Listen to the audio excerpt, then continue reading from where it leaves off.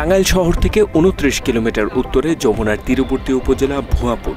এখানে রয়েছে ৫০ শয্যার সরকারি হাসপাতাল। শুধু ভুয়াপুর নয়, পার্শ্ববর্তী কালিহাতী, গোপালপুর, ঘাটাইল এবং যমুনার চরাঞ্চলের অসংখ্য হতদরিদ্র মানুষের চিকিৎসা সেবা পাওয়ার একমাত্র ভরসা এই হাসপাতালটি।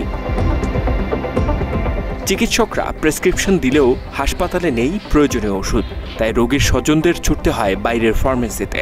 আবার রাত ১০টার পর ফার্মেসিগুলো বন্ধ থাকায় পড়তে হয় চরম ভোগান্তিতে। অনেক সময় রোগীর অবস্থা আশঙ্কাজনক হলেও মেলে না প্রয়োজনীয় চিকিৎসা সহায়তা। ভুয়াপুরবাসী রাত্রে ১২টা, ১টা, ২টা, ৩টা, ৪টা পর্যন্ত, শেষ রাত্রি পর্যন্ত রুগী আসে হইলো হাসপাতালে। আসার পরে যখন ডাক্তারে কিছু প্রেসক্রিপশন দেয়, ওষুধপত্র লাগে, স্যালাইন লাগে, বিভিন্ন প্রকার রুগী আসে। আসার পরে যে এরা বাস স্ট্যান্ড থেকে নিয়ে বাজার পর্যন্ত খোঁজাখুঁজি করে ওষুধপত্র পায় না। এখন হাসপাতালে হয়তো বা কোনো ওষুধপত্র দোকান আছে কিনা আমার জানা নাই, কিন্তু সেক্ষেত্রে রুগীরা নানান নমুনার ভোগান্তিতে সৃষ্টি হয়।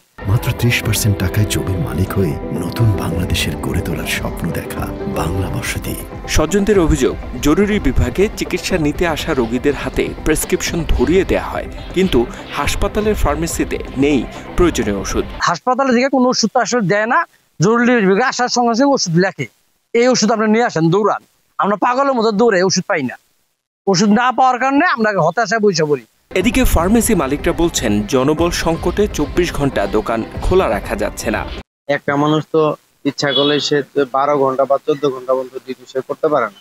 সেক্ষেত্রে অল্টারনেটিভ করা যায় যে ৮ ঘন্টা করে একটা শিফটিং এর মতো আর কি করলে এটা ভালো হয় আর কি। যদি ওই দোকানদার বা মানে কি বলে সেটা এগ্রিমেন্ট করে, মানে চুক্তি অনুযায়ী আর কি, যদি মানে করতে পারে আর কি শিফটিং অনুযায়ী, তাহলে সেক্ষেত্রে করা যায় আর কি, এটা ইমার্জেন্সি।